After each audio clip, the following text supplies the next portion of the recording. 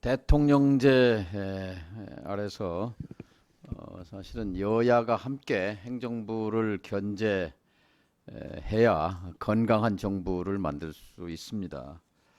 우리 국회처럼 여당은 통상 정부를 옹호하고 야당은 일방적으로 반대하고 하는 그런 문화 속에서는 의회 제도가 제대로 작동하기 어렵습니다. 국민의 대표자인 여야 의원들 모두 자신의 소신과 양심에 따라서 의정 활동을 할 수 있을 때 인사청문회 또한 제 기능을 발휘할 수 있다 이렇게 생각합니다. 청문회 제도는 이제 미국에서 배워온 거죠. 유명한 얘기가 있습니다. 누구나 지명은 돼도 아무나 임명은 안 된다. 이것이 미국 인사청문회 제도의 정신입니다. 누구나 지명은 할 수 있어요. 그러나 아무나 되는 건 아니다라는 거죠. 근데 이제 아무나 안 되는 그 핵심의 미국 의회가 있습니다. 특히 상원이 인사에 대한 인준권을 배타적으로 행사합니다. 정부의 장관, 부장관, 차관, 차관보, 주요 기관장 등 1200명의 인사를 상원 상임위원회에서 철저하게 검증을 합니다. 물론 이제 상원에 오기 전에 사전 검증이 거기는 아주 혹독하죠.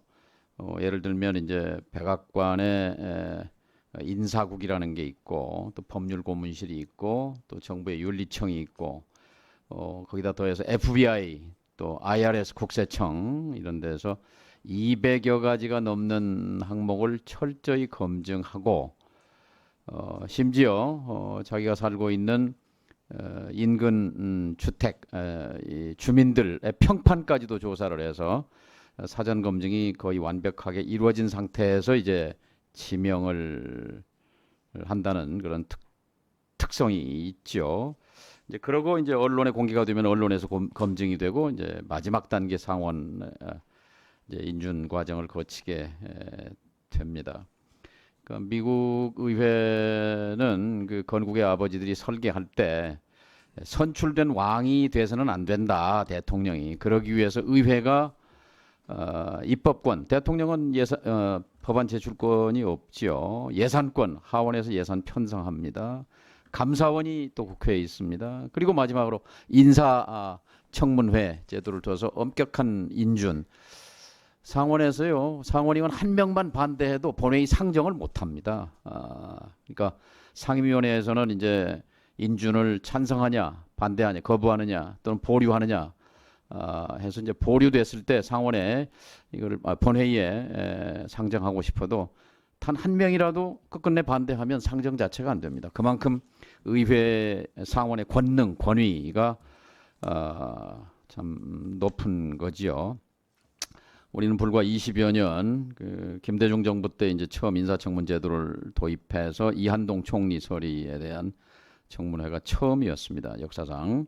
그래서 24년 역사를 갖고 있는데요. 우리는 이제 한 60여 명 대상자가 있습니다. 그래서 이거는 이제 작게는 이진숙 청문회지만 크게는 국회의 인사청문 제도를 통해서 국회의 입법권을 바로 세우는 그런 의미도 있다고 생각합니다. 이제 사흘 동안 청문회를 하면서 이제 저는 줄곧 이런 점을 중심으로 생각했습니다. 방송통신위원장은 법적 근거가 방송법과 방송통신위원회법인데 거기서 줄곧 강조하는 것이 독립성, 중립성, 공익성인데 지금 역대 방송통신위원장 가운데 현역 정치인은 처음입니다. 제가 현역이라고 말하는 것은 얼마 전까지 출마했었거든요. 제가 당적은 물어보지 않았습니다만 그러면 방송통신법 위법 방송법이 강조하는 중립성에 출마를 한 얼마 직전에 출마를 했던 현역 정치인을 지명을 하면 그 독립성은 어떻게 되는 건가? 정파성은 확실하지만 정파성 그리고 중립성은 아니잖아요. 그래서 임명 자체가 이게 모순이다. 예를 들면 3년 내 방송통신 업계에 종사한 이력이 있으면 이해관계 충돌로 상임위원도 배제하지 않습니까? 이런 원칙에 비추어 보면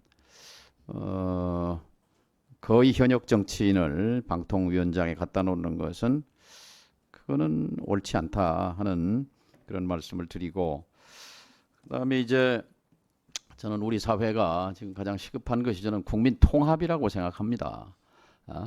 우리 사회가 지금 분열, 심각한 증오, 혐오 이런 현상이 만연한데, 어느 사회나 진보와 보수 성향은 믿기 마련이고 경쟁합니다. 그런데 어떤 사회도 극좌 극우는 위험한 걸로 취급하고, 이번 프랑스 대선에서도 총선에서도 봤지 않습니까?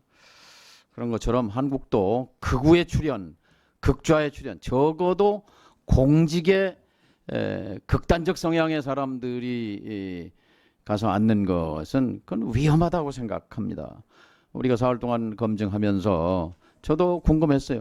아니, 과거에 알던 이진숙 A가 왜 이진숙 B로 바뀌었느냐? 이진숙 B라는 말은 어떻게 극우적인 성향의 인사로 이렇게 바뀌었는가?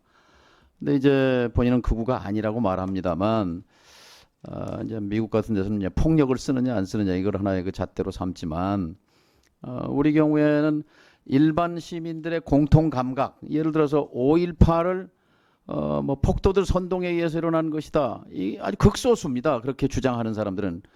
그런 견해에 동조한다거나, 또 우리 지금 시민들 가운데 세월호에 대해서 가슴 아파하지 않고 연민을 갖지 않은 시민이 얼마나 있습니까? 근데 이걸 폄하하는 극소수 사람들과 생각을 인식을 같이 하고, 또 이태원 참사도 마찬가지죠. 이런 아주 극단적 사고 방식을 갖게 된 것에 대해서 저는 개인적으로 굉장히 안타깝게 생각하고, 다른 건 몰라도 공직에 진출하는 것은 더더구나 독립성, 중립성, 객관성을 생명으로 하는 방송통신위원장은 부적절한 것 아닌가, 이런 말씀을 드립니다. 이상입니다. 예, 수고.